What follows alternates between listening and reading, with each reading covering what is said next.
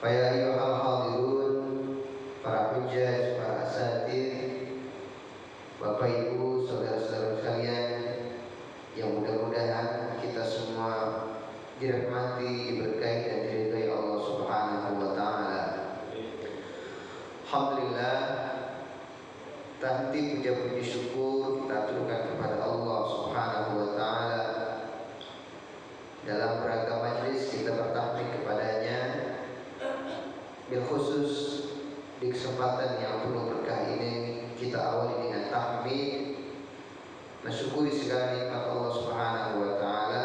Tak henti kita bertahmid sebagaimana tak henti nikmat karunia Allah kepada kita semua. Baik nikmat yang kita sadari, nikmat yang tidak kita sadari, ataupun nikmat yang kita prediksi atau tanpa kita prediksi, semuanya merupakan karunia nikmat dari Allah Subhanahu wa taala. Para asatid, ayyuhal hadirun yang dirahmati Allah, di pagi hari ini insyaallah kita masuk di hadis ke-11 dari Arba'in An-Nawawiyah, bertemakan al-akhdhu bil yaqin wal bu'du 'anil syubhat. Al-akhdhu bil yaqin, mengambil yang yakin, memilih yang yakin, wal bu'du 'anil syubhat, dan meninggalkan, menjauhkan yang syubhat. Rasulullah SAW bersabda, Bismillahirrahmanirrahim. Ini diikutin aja ya, meskipun mungkin tidak nampak, tapi untuk kita mencari keberkahan dan juga agar lebih membekas dalam pikiran dan benak kita baca bersama-sama. Bismillahirrahmanirrahim. An Abi Muhammad Al-Hasan bin Ali bin Abi Talib Sibti Rasulillah sallallahu alaihi wasallam wa raihanatihi radhiyallahu anhuma qala hafiztu min Rasulillah sallallahu alaihi wasallam da' ma yaribuka ila ma la yaribuk. Alhamdulillah, hadis ini berbunyi Bismillahirrahmanirrahim. Da' ma yaribuka ila ma la yaribuk. Hadisnya singkat, artinya tinggalkan apa yang meragukan kepada apa yang tidak meragukan. Tinggalkan apa yang meragukan kepada yang tidak meragukan. Jadi ini hadis yang sangat singkat, yang hadisnya derajatnya hasan sahih, derajatnya sahih. Sebagian bilang hasan. Hasan itu masih di bawah level sahih, tapi dia masuk juga kategori sahih yang rendah lah, seperti itu. Meskipun sebagian ulama nggak membedakan, intinya adalah sahih. Nah, hadis ini yang singkat ini menjadi satu kaidah yang bisa masuk ke dalam banyak urusan kehidupan kita. Da' ma yaribu ila ma la yaribu. Tinggalkan apa yang meragukan kepada yang tidak meragukan, kepada apa yang tidak meragukan. Tinggalkan urusan yang meragukan kepada urusan yang tidak meragukan. Nah, ini satu kaidah yang umum banget. Namanya kaidah itu Ya, itu sifatnya biasanya global, sifatnya umum, tetapi dia bisa masuk banyak permasalahan di dalam kaidah itu, banyak persoalan. Ya, jadi dalam kehidupan kita pun begitu. Kaidah ini bisa kita terangkan dalam kehidupan, baik itu kehidupan mencari nafkah, kehidupan beribadah, bahkan kehidupan bekerja, kehidupan nanti mungkin bagi anak-anak kita mencari pendidikan, mencari lembaga pendidikan, ya, meniti karir bagi kita, kehidupan berumah tangga dan lain sebagainya. Ini bisa kita terapkan. Dakma ya ibu ila ma la yaibu.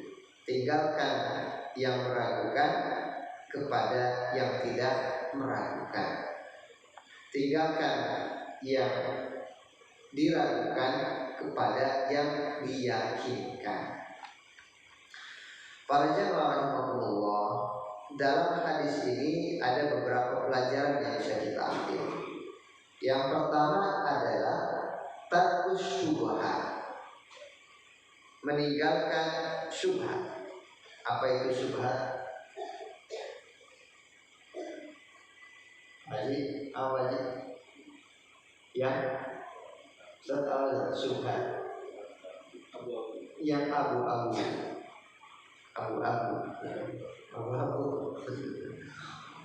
Syubhat, ya betul ya. Syubhat adalah yang masih samar-samar, ya, samar-samar secara hukum, itu syubhat namanya. Ya, jadi ada yang sudah jelas hukumnya, apakah dia halal atau haram, tapi ada juga yang masih syubhat, yang masih samar-samar hukumnya. Nah, tarkus syubhat, meninggalkan yang syubhat, ini bagian daripada kita, atau bagian daripada ya, satu aturan dari kaidah tadi. Tinggalkan yang meragukan, ambil yang yakin. Salah satunya tinggalkan yang syubhat. Nah, syubhat dalam banyak hal, ya. Kita mungkin berbisnis, bekerja, gitu ya. Seperti misalnya ada kasus, ada yang bekerja di sebuah katakanlah lembaga keuangan, tetapi lembaga keuangan yang masih menjalankan ya, kegiatan-kegiatan ribawi misalnya. Ya, sebagian ulama masih membolehkan, tetapi tidak sedikit juga yang melarang. Kenapa? Karena secara tidak langsung, meskipun kita tidak langsung terlibat dalam proses transaksi ribawi, apakah itu kita yang punya modal ataupun kita yang meminjam, meskipun kita tidak terlibat secara langsung, yang bertransaksi secara langsung, baik itu nasabah ataupun langsung pemilik modal, tetapi kita masuk dalam lingkaran ya, yang tanda kutip mensupport ya, mendukung proses kegiatan tersebut. Nah, sebagian ulama karena memang tidak terkait secara langsung, apakah itu kita sebagai pemodal ataupun kita sebagai nasabah, ya, sebagai ulama tetap membolehkan. Kenapa? Karena kita tidak terkait secara langsung. Tetapi ada juga ulama yang tidak membolehkan, mengharamkan. Kenapa? Karena meskipun tidak terkait secara langsung, dia mensupport, ya, keberadaannya itu mensupport praktek-praktek ribawi. Bahkan bisa jadi mensupport kegiatan-kegiatan usaha atau bisnis yang berkaitan dengan hal-hal yang haram. Ya, bisnis, mohon maaf, misalnya bisnis miras, ya, bisnis maisir, bisnis gharar yang tidak ada kepastian, ya, bahkan bisnis hal-hal yang diharamkan dan lain sebagainya. Nah, meskipun dia terlibat langsung dalam transaksi kedua belah pihak, tetapi bersumpah. Nah, ini juga kata para ulama diharamkan. Ya. Dalam sebuah hadis dijelaskan akilur riba wa mu'akilahu wa katibahu wa syahidaihi, ya, la'anallah, Allah melaknat yang pertama akilur riba, yang makan riba, wa mu'akilahu, ya, dan yang menjadi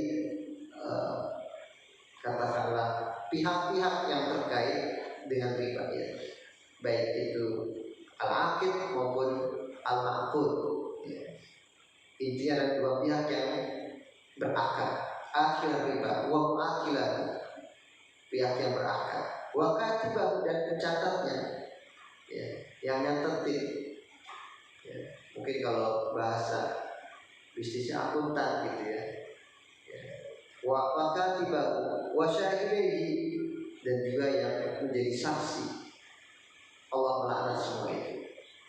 Jadi tidak hanya transaksi secara langsung. Nah, bagaimana dalam kondisi ini, dalam kondisi pilihan pendapat itu? Maka dakma yarimu ila ma la yarimu. Ya, ketika masih ada kondisi itu, tinggalkan. Masih ada keraguan-keraguan, ini sebenarnya hal atau hal. Dakma yarimu, tinggalkan yang meragukan. Maksudnya meragukan apa, ya? Itu masih belum fix secara final, ya, dia masih dalam kondisi syubhat. Ada yang menghalalkan, ada yang mengharamkan. Maka tinggalkan transaksi riba, atau tinggalkan bekerja di lembaga-lembaga yang mensupport kegiatan-kegiatan ribawi atau konvensional itu. Meskipun tentunya kalau kita dalami lagi, ya, nanti terkait dengan fiqih maqasid, fiqih waqi', ya, untuk pendalaman itu bisa dilakukan secara bertahap. Ketika sudah terlanjur berada di lembaga itu, ya, itu terkait dengan bagaimana dia memberikan nafkah. Ketika dia langsung keluar, mungkin akan mengorbankan keluarganya ketika tidak memiliki keran lain. Maka perlu direncanakan, perlu perencanaan. Meskipun bertahap, harus direncanakan dan dipastikan kapan dia keluar. Nah, ini pendapat yang maslahat. Ya, tidak juga mentang-mentang haram kemudian langsung kemudian tidak memiliki penghasilan dan akan terkorbankan keluarga, anak dan istrinya. Tetapi yang bijak adalah dia tetap merencanakan, ya, tetap merencanakan dengan bertahap, gitu, ya, dan dengan memperhatikan kondisi finansial. Jadi tidak ada yang dirugikan, ya, seperti itu. Nah, jadi yang pertama, tinggalkan yang ragu-ragu, yang meragukan, tarkus syubhat. Ya. Nah, banyak hal lain, ya. Misalnya kalau kita bawa ke konteks ibadah mahdoh, ya, yang sering terjadi kasusnya lupa, misalnya. Ya, kita lupa sholat ini udah 2 rakaat, ini udah 3 rakaat atau masih 2 rakaat. Ya, ini udah 2 rakaat atau masih 1 rakaat, lupa. Nah itu gimana caranya kita sholat 40? Gimana Pak? Kalau saya udah tahu, Pak Haji Ustaz udah tahu. Dak ma yaribuka ila ma la yaribuk ya. Saya udah udah 3 atau masih 2 nih gitu. Udah 3 atau masih 2 nih. Ya tinggalkan yang ragu-ragu. Apa itu yang ragu-ragu? Ambil yang yakin. Apa itu yang yakin? Berapa itu yang yakin? Para ulama menyimpulkan dalam masalah ini yang yakin itu yang paling sedikit. Ya, jadi kalau kita sholat kita ragu ini sudah 3 atau masih 2 ya, atau sudah 4 atau masih 3 gitu ya. Apalagi kalau jadi imam ini sudah 4 atau masih 3 nanti diprotes soalnya sholat jamaah sudah 4 atau masih 3 ya. Ambil yang yakin. Para ulama menyimpulkan yang yakin itu yang paling sedikit. Bagaimana? Kalau dia ambil paling sedikit, dia akan nambah. Ya, misalnya dia ambil kayak antara 3 atau 4, yang 3 berarti. Nah, ini berarti baru 3 rakaat. Ambil yang itu. Ya, jangan ambil yang 4 rakaat. Ya, karena kan kalau 4 rakaat dia ternyata masih 3 rakaat, berarti dia kurang. Ya, tapi kalau dia sudah di antara 3 dan 4 ya, 3 nih yang yakin. Kenapa? Karena kalau dia 3 dia tambah 1 akhirnya jadi 4 gitu ya. Nah, jadi ambil yang yakin, tinggalkan yang ragu-ragu. Begitu pula dalam masalah misalnya masalah wudhu ya. Kita sudah wudhu tapi lupa udah kentut belum ya. Saya kentut kan ada orang itu masalahnya, dan yang tahu kita doa udah kentut belum. Sementara kita udah masuk lagi waktu isya misalnya, atau kita di perjalanan ya. Perjalanan atau masjid ya memang idealnya sih wudhu lagi ya dan lain sebagainya. Tapi kalau kita kondisinya misalnya apalagi untuk ibu-ibu misalnya ya, yang dia punya masyarakat agak kesulitan kalau harus wudhu, dia harus buka kaos kaki, buka jilbab dan lain sebagainya. Apalagi tempat mungkin tidak ada tempat hijab antara laki-laki perempuan tempat wudhunya, nah ini masyarakat agak kesulitan. Ya, mungkin laki-laki juga begitu ketika dalam safar atau dalam jalan pulang dari kantor ya. Misalnya dia naik kereta ya, ketemu musola kecil tempat duduknya ngantri gitu ya. Nah, bagaimana kondisinya? Nah, bagaimana kondisinya? Apakah tadi sudah batal belum? Maka dakma yadimu ila ma la yadimu. Yang yakin itu apa? Yang yakinnya kita sudah kondisi wudhu aslinya. Yang ragu apa? Udah kentut belum ya? Itu ragu. Yakinnya apa? Tadi sudah wudhu. Ya, pulang dari kantor tadi wudhu dulu. Misalnya di kantor wudhu dulu, misalnya. Atau berangkat ke kantor wudhu dulu. Dalam perjalanan tadi sebelum jalan wudhu dulu. Nah, yang yakinnya apa? Yang yakinnya adalah kita dalam kondisi wudhu. Ya, perkara kita sudah kentut belum itu tidak yakin. Ya, maka boleh langsung kita melakukan sholat. Ini juga terkait dengan kaidah lain, kaidah yang berbunyi al-aslu baqa'u ma kana ala ma kana. Ya, yang menjadi panduan atau pijakan atau landasan adalah tetapnya satu kondisi dalam kondisi asalnya. Kondisi asal apa? Kita sudah wudhu. Ya, kalau kita sudah wudhu berarti kondisi kayak kentut itu kondisi yang datang kemudian. Nah, ketika itu ragu, kembalikan kepada kondisi asal. Kita sudah wudu. Ya. Jadi al-yakin la yuzalu bisyak. Nah, tapi juga bukan berarti kita nggak boleh wudu, dilarang wudu, nggak gitu juga, ya. Ya, kalau mungkin waktunya lapang, gitu ya, kita nggak ada kesulitan.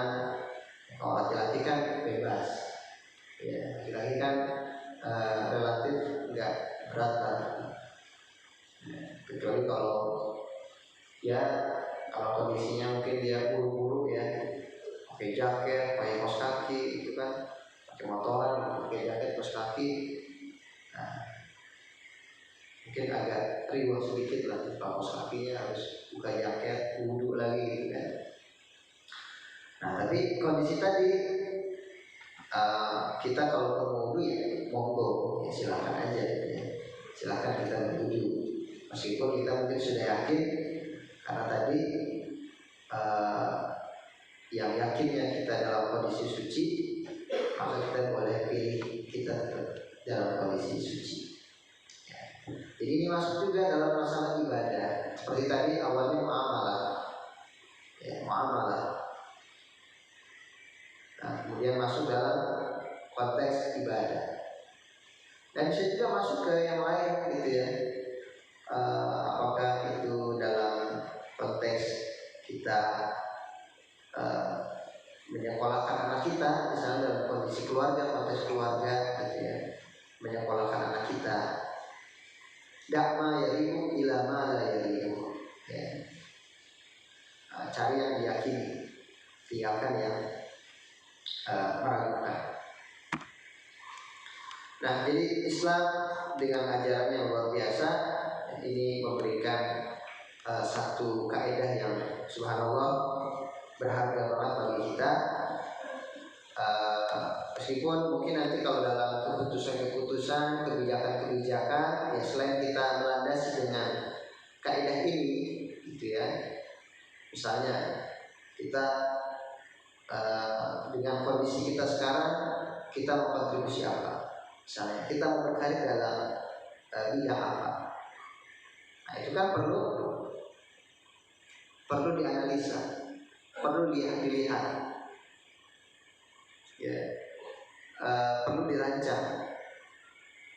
Rasulullah SAW itu mengajarkan kita bagaimana kita merancang, gitu ya. Misalnya dalam peristiwa hijrah, yang jelas banget, hijrah Rasul itu merancang strategi. Nah, Rasulullah SAW juga merancang gimana para sahabat dan lain sebagainya. Nah, maka dalam aspek duniawi, kehidupan duniawi, urusan duniawi pun kita juga patut untuk punya perancangan, ya.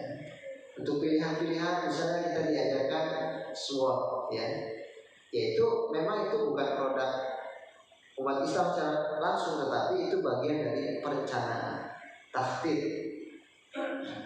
Kata para ulama, diantaranya adalah almarhum Syekh Yusuf Al-Qaradawi, dalam urusan dunia kita perlu melakukan perencanaan, takhtir. Sebagaimana Nabi Yusuf alaihissalam, ya, saat beliau menjadi katakanlah bendahara negara, ya, beliau ditanya itu, ya, tentang kondisi ke depan. Intinya kata beliau perlu ada, ya, hasil daripada pertanyaan itu yang di-saving. Kemudian sebagian kecilnya silakan dikonsumsi. Di-saving itu apa? Untuk menghadapi masa-masa paceklik. Nah, jadi perencanaan ini Al-Quran mengajarkan, ya, Al-Quran mengajarkan. Dan kisah Nabi Yusuf, kemudian kisah Rasulullah SAW juga, ya, yang paling detil. Maka kata Allah Subhanahu Wa Taala, kata Rasulullah SAW, ada bagi Rabbi fa'ahsana ta'dibi. Allah yang membinaku, Allah ihsan dalam pembinaanku. Ya, Rasulullah SAW itu sebagai para nabi ya, masa mudanya itu, masa kanak-kanaknya, masa kecilnya sudah diajarkan leadership, kepemimpinan. Mereka, kata Rasulullah SAW, para nabi itu ra'il ghanam. Mereka itu masa kecilnya adalah pengembala kambing, ra'il ghanam. Bagaimana Rasulullah SAW juga ya, ketika di masa-masa kecilnya itu sering diajak oleh paman beliau ya, untuk mengadakan ekspedisi perjalanan bisnis perdagangan, bahkan ekspedisi yang sifatnya internasional. Di usia 12 tahun Rasulullah SAW sudah ikut dalam ekspedisi itu, maksudnya sudah memimpin kafilah ekspedisi. Kemudian di usia yang kita semua paham, usia 25 tahun beliau klimaks keberhasilan beliau itu saat beliau ya, membawa barang dagangnya Khadijah radhiyallahu anha. Artinya di masa itu secara finansial, secara ekonomi Rasulullah mandiri, luar biasa. Meskipun barangkali menjelaskan mahar Rasul itu luar biasa. Mahar Rasul saat menikah itu subhanallah. Kemudian juga leadership, ya, kepemimpinan beliau. Ya. Kemudian nanti di usia 35 tahun beliau ini menjadi solusi yang luar biasa untuk permasalahan yang ada di tengah-tengah kaum kabilah di bangsa Arab saat itu. Saat Hajar Aswad ya, saat Mekah dilanda banjir, Hajar Aswad itu terpelanting beberapa meter dari Ka'bah ya. Ini para kabilah ini berebut siapa yang akan meletakkan kembali ya, Hajar Aswad itu di tempat. Ada pendapat dari salah satu pemuka yaitu Maya bilang sudah kita berikan kepada orang yang pertama kali masjid masuk ke Baitullah, ke Ka'bah. Ternyata yang masuk pertama kali adalah Rasulullah SAW. Tapi Rasulullah SAW dengan kepemimpinan beliau tidak beliau langsung meletakkan, beliau melibatkan. Ya, beliau melibatkan para kabilah, beliau gelar selendang beliau, sahabat beliau, letakkan Hajar Aswad di tengah, seluruh kabilah, perwakilan kabilah membawa ya, dari sisi-sisi selendang itu. Rasul yang meletakkan sahabat Rasul. Jadi ini bagian dari perencanaan atau rancangan kehidupan Rasul. Kalau kita bawa lagi rancangan dakwah Rasul, itu luar biasa detail. Nah, dalam masalah urusan duniawi kita perlu tadi melakukan hal tersebut. Karena dalam masalah urusan duniawi itu sunnatullah berlaku. Ya, sunnatullah berlaku. Meskipun orang soleh, tetapi kalau dia tidak melakukan perencanaan yang baik dalam urusan duniawinya, karena urusan dunia ini terkait dengan kompetensi dan lain sebagainya, profesionalisme dan sebagainya, bisa jadi dia akan dikalahkan oleh orang yang, atau dia akan ya katakanlah ya tidak bisa tidak bisa mengungguli, tidak bisa menyamai orang soleh, orang tidak soleh yang dia punya perencanaan. Ini dalam konteks individu ya. Dalam konteks berbagai dakwah dan sebagainya, kita mengenal sebuah ya, kata mutiara yang berbunyi al-haqqu bila nizam yaghlibuhul batil binizam. Kebenaran yang tidak terorganisir, tidak terencana, tidak terplanning dengan baik akan dikalahkan oleh keburukan yang terorganisir, terencana, terplanning dengan baik.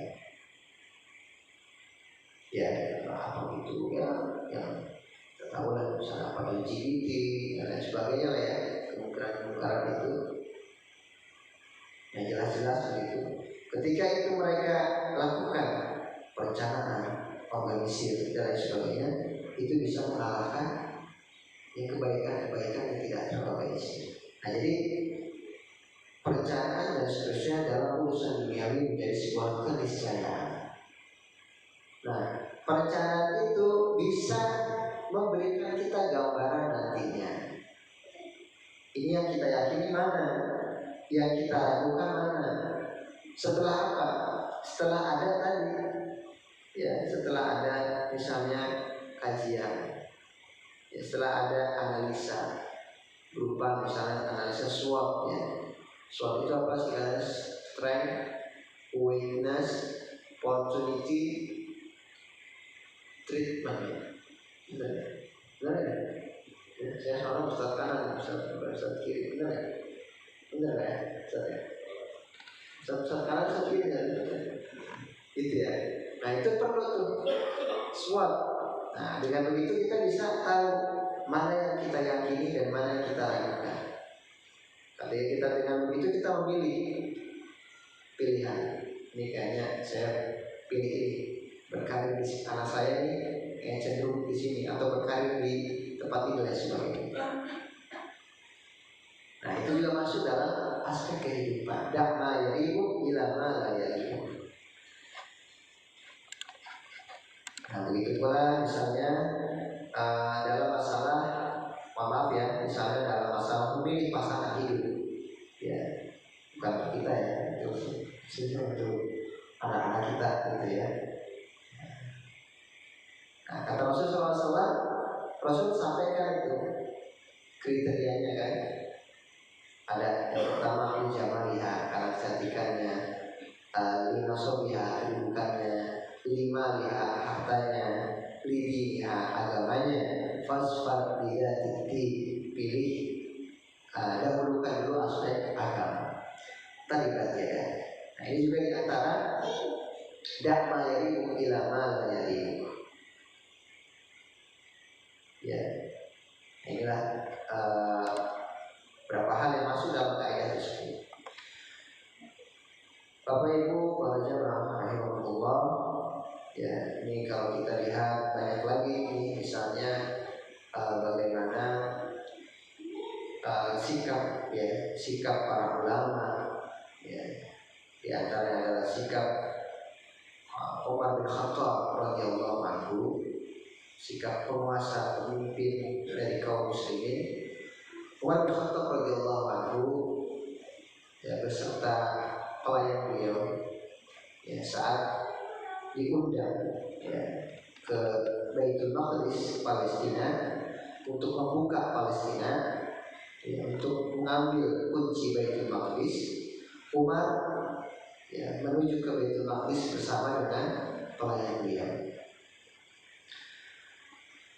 Kalau untuk efisiensi, ya, untuk efisiensi pengeluaran, ya, daripada keuangan negara saat itu, ya, yang harusnya Umar bin Khattab dan pelayannya mengendarai dua kuda, begitu ya. Tapi karena pertimbangan itu, Umar bin Khattab radhiyallahu anhu hanya menggunakan satu kuda. Jadi berdua ini berganti-gantian, gitu ya. Disampaikan Umar, wahai fulan, ada saatnya nanti kamu naik kuda ini, saya akan mengendalikannya, ya, memegang kendalinya. Dengan begitu, saat saya memegang kendalinya, saya akan memurojaah Quran 1 juz. Anda menyimak di atas. Selesai 1 juz, kita gantian. Ya, saya yang naik di atas, kamu yang memegang kendali kuda, dan kamu yang murojaah 1 juz. Terus setiap 1 juz itu bergantian. Jadi subhanallah, luar biasa, ya, ini pelajaran yang sangat berharga. Kalau kita telusuri kisahnya ini subhanallah, ya, kisahnya ini sampai nanti bingung itu, yang dikira Umar itu yang di atas kuda itu, padahal saat masuk di Baitul Maqdis Umar bagian yang megang kuda itu. Nah, jadi ini juga bagian daripada kalau kata para ulama sifat al-wara. Ya, jadi kita meninggalkan syubhat itu akarnya apa? Akarnya adalah sifat wara. Sifat kita menjaga diri kita. Nah, maka sikap itu juga itu punya akar dalam diri kita. Enggak ujuk-ujuk orang ya, dia ujuk-ujuk dia langsung punya sikap meninggalkan yang halal.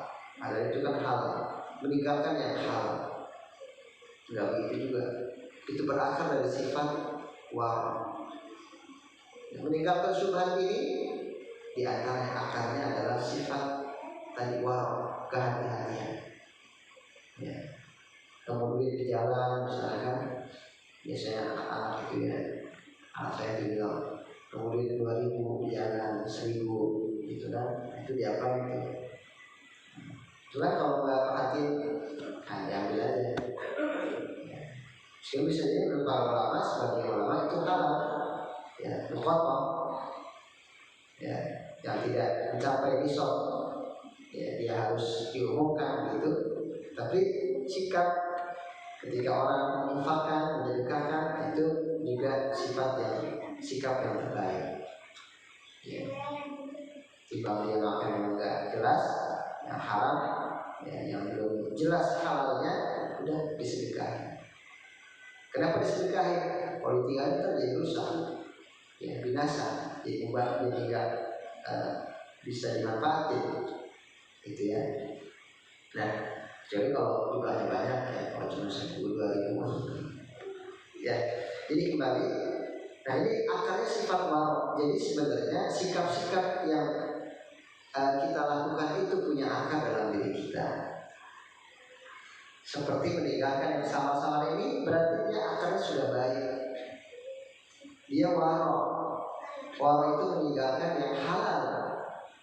Ya, meninggalkan yang halal untuk apa?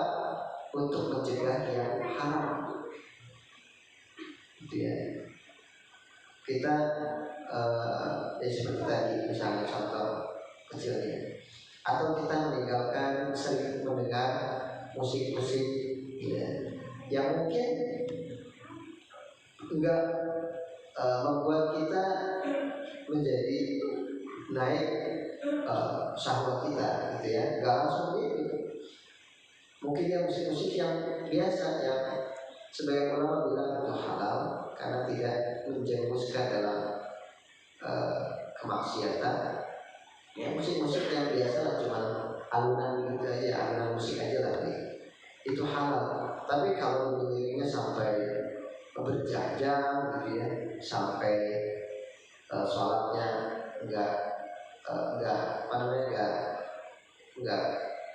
terlakukan dengan baik gitu, atau jadi terlena berjam-jam, harusnya bisa baca Quran atau meninggalkan Quran atau melakukan kewajiban-kewajiban lain, ya, kewajiban bersama keluarga dan sebagainya, itu bisa menjerumuskan kepada dosa. Kita menonton televisi, ya, televisi, ya, selama mungkin tidak ada adegan-adegan yang membuat dosa, itu adegan-adegan normal, ya boleh. Tapi kalau berlarut-larut, ya, sampai mungkin kita lupa urusan keluarga, ya, harusnya kita bisa punya waktu yang baik, ya, quality time untuk keluarga, gitu ya, kita habiskan dengan di depan televisi. Nah, jadi kalau untuk nonton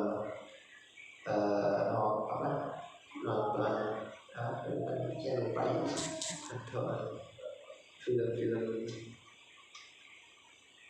apa kalau ini, lupa. Nah, itu juga nggak boleh ya. Jadi terlena kita. Ya insya Allah di sini nggak ada ya dipakai.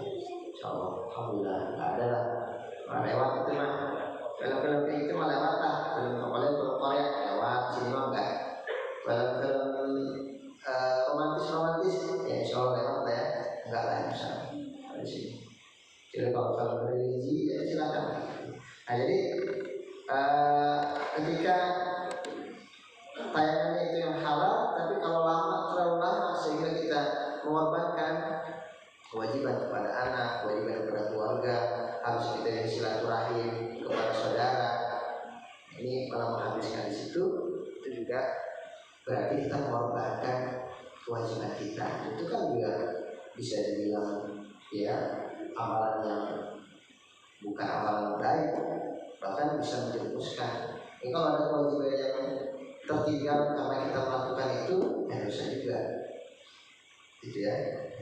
Nah, jadi akarnya warok itu yang bisa menghadirkan kita sifat warok itu adalah al-khauf, kita takut. Jadi akar dari segala perbuatan kebaikan itu adalah rukun iman. Di antaranya rukun iman pada Allah, rukun iman pada hari akhir. Ya, daripada kita makan sesuatu yang syubhat, ternyata dia haram dan kita dipertanggungjawabkan nanti di akhirat, udahlah sedekahin aja, udahlah tinggalin aja. Kita bekerja atau kita transaksi yang masih syubhat tetapi keuntungannya berlipat-lipat, dengan kita mengambil proyek yang mungkin keuntungannya cukup lah, tapi itu diyakini insya Allah halal, dan ambilnya diyakini, gitu ya. Kenapa? Karena pekerjaan kita akan dipertanggungjawabkan nanti, ya di hari akhir. Allah Subhanahu Wa Taala juga akan membalas, ya kalau kita berkorban untuk mengambil yang halal. Inna Allah la yudhi'u ajral muhsinin. Allah tidak akan menyia-nyiakan, ya Allah tidak akan membiarkan tanpa ganti, tanpa balasan, tanpa ganjaran ketika kita berkorban mengambil yang yakin, yang halal. Nah jadi itu akarnya itu sifat warok. Sifat warok itu adalah sifat yang hadir karena khawatir, karena takut. Jadi baru nanti akan ada sifat-sifat meninggalkan yang syubhat dan lain sebagainya. Dan biasanya orang yang meninggalkan syubhat itu sudah selesai meninggalkan haramnya, begitu ya. Nah, jadi dia sudah di level berikutnya, Tapi kita sulit berbicara tentang meninggalkan syubhat kepada orang yang sehari-hari dipenuhi dengan keharaman. Ya, nah jadi maka ini level yang di atas level tadi, ya. Ketika kita berbicara tentang ini ya kepada orang yang insya Allah hari-hari sudah bersih dari haram, ya, tinggal yang syubhatnya ditinggalkan. Nah, jadi dia dari akar jiwa kita, ya. Apa yang menumbuhkan sifat-sifat kebaikan tadi? Ya iman pada Allah, iman pada hari akhir. Kemudian apalagi yang bisa menumbuhkan rukun iman itu, yang bisa mengkondisikan iman itu? Ibadah kita bisa melalui sarana ibadah, gitu ya. Di antaranya sarana ibadah seperti apa? Seperti sholat misalnya.